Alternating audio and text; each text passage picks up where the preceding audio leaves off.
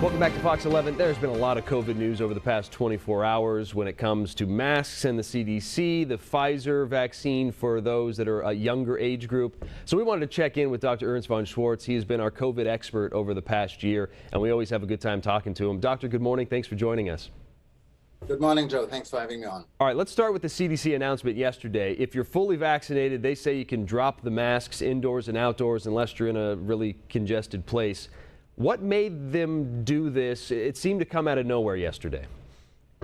Well, it came basically from the real world clinical data that if you are fully vaccinated, the chance that you get COVID is so minimal. It's less than 0.5%, even though we just heard that some TV moderator obviously got COVID. You might have heard that this morning, despite being vaccinated. But I mean, the chances are very low. So if you're fully vaccinated, you are considered safe. And that was the main reason why the CDC said, well, let's change the recommendations now. If you're fully vaccinated, you don't need masking.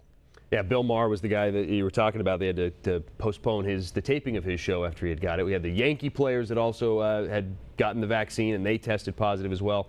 All right, so another thing that was interesting, I thought, yesterday is a lot of people were talking about, even if you get COVID after you've had the vaccine, the odds of you then passing COVID is very low as well, and that might be another reason the CDC is doing this. Can you kind of explain that? It's just the virus level so low in your body, right?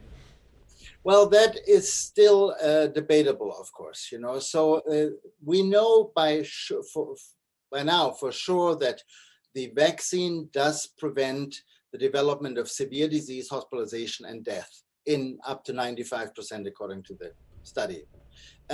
What we were not sure about is whether someone can still get the virus and can transmit the virus to someone else.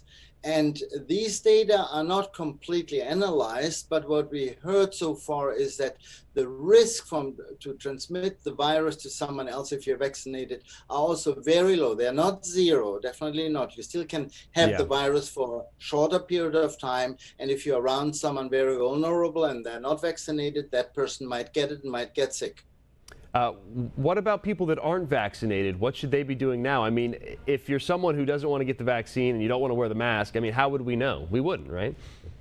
Well, that's difficult. I mean, if you're not vaccinated, of course, you're at much higher risk getting COVID. And if you get COVID, you're at much higher risk of getting a severe disease, even though we know 95% really have mild symptoms or even no symptoms. But those 5% or less than 5%, they might get severely sick. How do we know? We really can't enforce it. I mean, people have that certificate for their vaccination. Yeah. I got one, I told you earlier, via email last night because I didn't even know why I left mine.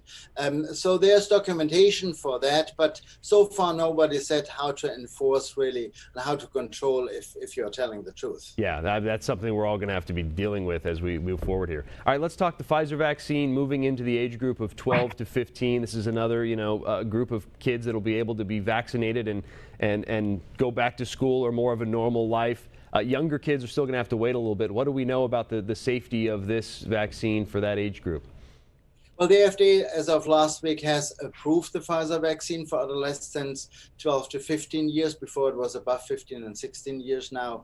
The age is reduced, basically, based on a study of more than 1,000 adolescents with really no safety concerns whatsoever. So the vaccine is considered safe, even in those kids, probably even in younger, but we have no approval and no large-scale clinical data on younger kids yet. Is the dosage amount any less for younger people, or is it the same dose that the rest of us adults are getting? No, for the adolescents, it's exactly the same dose, and it's 2 injections for the Pfizer vaccine, 3 weeks apart. Same thing. And then let's finish up with India right now. Last time we talked to you about 2 weeks ago, I mean, it was a full-blown crisis mode. Still seems like it's that way with the way that the health system there has struggled to keep up with COVID. What do we know about what's going on in India today? As of this morning, we heard that more than 4,000 people per day die, and they have more than 391 daily newly diagnosed cases in India right now. They call it a triple mutant now, so a variant with more than the initially thought double mutations.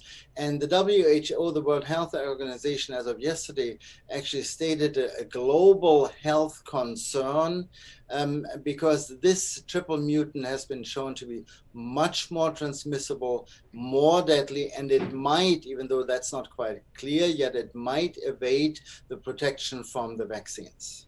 Dr. Urs von Schwartz, thank you so much for joining us. It's always good to talk with you and get the very latest on the pandemic. And we caught you in between surgeries this morning, so we're going to let you run.